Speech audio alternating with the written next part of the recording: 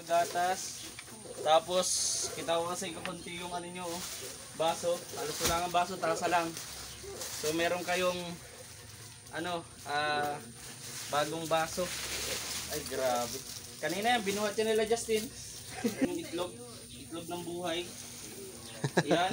Itlog ng buhay ni. Yan at, mga grocery. Yan, buksan natin bro. Ayan. Meron din yung Quaker, sakto. Tapos gatas, kape ninyo, noodles, ayan o, biskuit. Ay grabe. Dami talaga. Grabe. Tuloy-tuloy ng tulong niyan. Gatas na malaki oh. Biskuit. Oh. Ay grabe, ang rami. Ito, isa na yung sabon dyan. Isa na lang sabon. Pang pampaligo. Grabe. Oh. So sakto at nawala ng Quaker no. Wala ng gatas. Sakto. Higaan mga kalingap. Saktong-sakto. Ito yung edge nung higaan nila. Parang No? naukat ang Ito po yun oh, hanggang dito. So saktong-sakto mga kalingap oh. Oh. ukat pala. Hindi po pwedeng sinabi na sobra o kulang, pero kita niyo naman oh. Sakto talaga. Grabe. Naka-estimate Oh. ni Kuya. Ayan no. Sukat. Kuya, anong gusto mong sabihin sa mga tumulong sa atin? Maraming salamat po sa mga nagbigay po ng tulong sa amin. Tsaka Yan, po dito sa anak. Kay Tita Elise, kay Tita Elminda, kay Joey, yung mga dati ni Post, Tita Elena, Tita Lu, yan, Tita Mareta, yan, maraming pong salamat. So pinag-ano ko po, nagsama-sama si Tita Rachi, no, sa 26 pa, siya, yung available yung padala niya, makukuha. So yun, usapan pa namin mga kalingap no kung saan namin gagamitin. Yan, nagtitimpla na agad ang Quaker. Oh, paano? Meron na, no? Nagutom yung bata, tinapos no?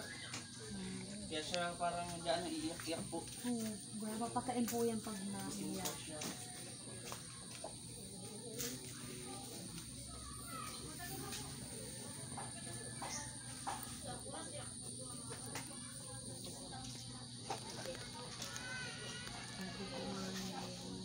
Lutuan niya na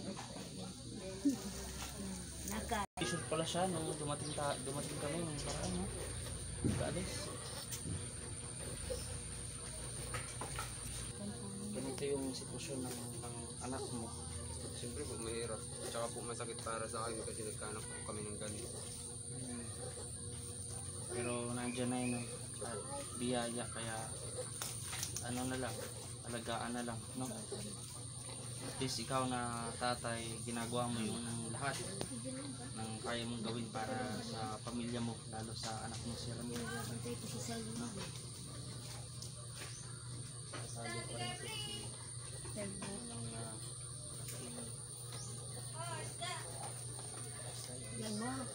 Sa ano? Marami ng ating nadala. Kahit paano maging komportable na.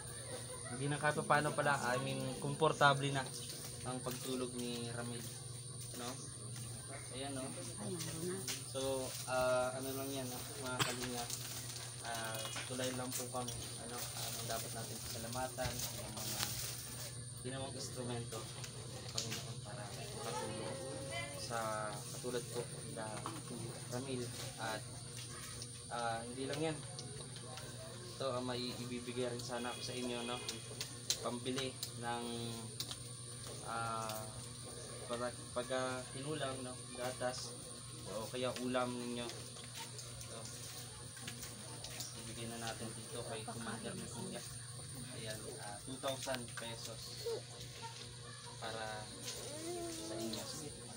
Yan, para hindi kayo kinakapos, no? Kahit paano makatawid pambili ng Quaker at ng ulam nila. Total may bigas pa naman, no? May bigas kung isang na lang. Yung isang timba. Isang timba na lang. So ito po mga kalingap yung resulta ng mga panalangin ninyo na may tumulong sa batang ito, si Ramil. At ito na po yun mga kalingap. Umpisa pa lang ito. At sana sa pagbalik natin ay makabili naman tayo ng kahit plywood, no? Plywood at pawid. Kasi talagang ano na po ito mga kalingap. Lalo dito. Ilalagay dito. Pinulagyan na lang nila ng tapan ito. Pero Kagabi ko may tumulong na mga ilang ano kaya kasi dito po yung isang dami. Tandaan na po ito. tandaan. Ito, kalahati pa lang ito. Yan po, lahat ng So susumahin ano? Lahat na to 200 ay 100. Isip ko niya 200, no? Tapos ano, plywood. Mga ano, sana sa public natin 'yun ang ating maidala sa kanila. No? At tulong lalo po mga kalingap. Matanong kita, kung may pagkakataon ba na may ibang pagkakitaan ka, source of income ba? Ano 'yun? Ang naisip mo? Yun po ang alam po. Minsan kailangan din natin na mag-explore o aralin yung iba pa kasi kung mag-stick tayo sa isa lang, katulad yan, paggugupit. Hindi ko naman sinamalit ang paggugupit pero mabuti na yung marami tayong income lalo at lumalaki yung pamilya natin. May dalawa ka ng anak, may anak ka na ganito ang sitwasyon, so dapat mas lalo natin dublihin yung sikap natin. No? Kung sakali may sa pagbalik namin, muli pagbalik namin, mabigyan ka namin ng puhunan, okay ba yun sa'yo? Kunyari, ito, suggestion lang, kunyari yung pagtitinda ng isda, Saka po yun. yun ang naisip mo. At minsan din po kasi lahat din po ako yung nakukuha ko po doon na ano. Kung may nakukuha man po ako na isda, yung iba po pag sobra, binibinta ko na lang po yung iba tapos yung iba po inuulam namin. Kaya gusto ko din po sana pagtinda ng isda. Pagtitinda ng isda. Sige, at uusapan po namin yan na kung ano ba, kung okay ba sa kanila yung ganun na ibigay natin sa pagbalik natin, ano. And yun, ba't siya ano, naantok na? Wala. Kami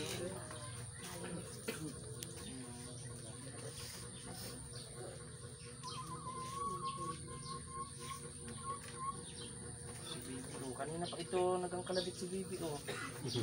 Ay, biskuit, oh. Oh, ayaw daw, biskuit, oh. Oh, sa iyan. Biskuit, walang chocolate, eh. Ayan. Ay, maganda po mga kalinga. Makapal to. Lambot. Magiging ayos ng higaan nyo, oh. Pag hindi, meron ka mahigaan. Pag hindi hinigaan ni Ramil. Oh. Outside, di ka lambo ka pag ayan. Pero di naman kayo gayang madalas. Siyempre normal naman sa isang magkarelasyon, no, yung isa nagkaaway, nagtatampuhan, hindi naman madalas. Ha? Wala ang pag. Siya po, yun po. Wala ba po sa nawawalang pag-aaway sa relasyon. Nasa pagsasama na po. Pero hulaan ko, babae nagsisimula. Babae. Ay, babae yung ano, eh, no? Ganun lang. Katulad naman sinasabi ko sa ibang mga tinutulungan natin, no, na beneficiary natin. Tama na muna itong dalawa, ha? Huwag nang dagdagan. Kaya po talaga yun. Hindi na po ako bigyan na lang po talaga. Dating pa lang. So, ayun. Bago kami umalis, ano sabihin mo kay Tita Elisa, Tita Joey, Tita Marita, Tita Linda, Sa lahat po. ano po, sa lahat po na nagbigay po ng sa lahat na sponsors na nagbigay po ng tulong. Maraming salamat po na kasi nandyan pa rin po kayo para sa amin. Handa po kayo tumulong. Talaga pong hindi kami pinababayaan ni Lord. May mga tao talagang mabuting puso para magbigay po ng tulong sa amin. Kaya maraming salamat po sa inyo kasi napakalaking tulong po nito sa amin. Yun lang po. So, ayun po mga kalingap, maraming po salamat. At bago tayo abutin ng gabi, no? Ayun, maraming po salamat at babalik kami.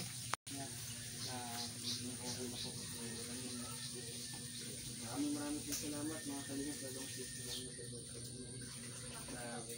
Ayan. So, maraming salamat mga kalingap. See you po sa next vlog. Don't forget to like, share, and comment. And don't skip